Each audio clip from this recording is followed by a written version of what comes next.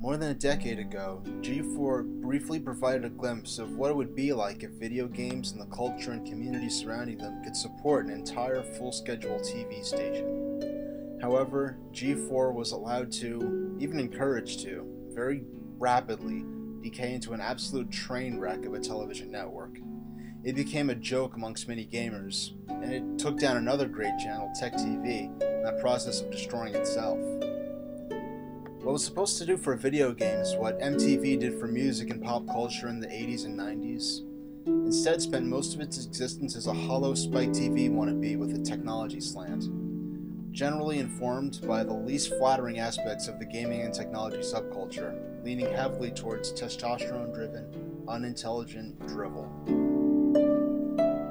However, in the age of web-based mass media, user-generated content,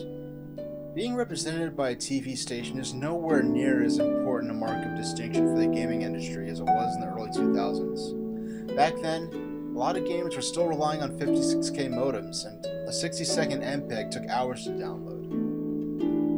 As much of a leap forward as it seemed for the gaming industry to be represented by a full-time TV network back when GameCube and Xbox were brand new systems, and today, to take a gaming dedicated media, to take what exists on the internet today,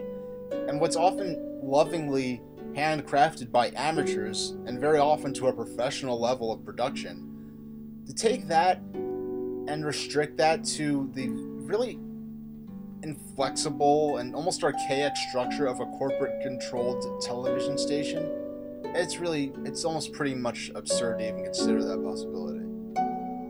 So, as much as I miss what G4 very briefly was, and what it very briefly represented to those of us who are passionate about video games,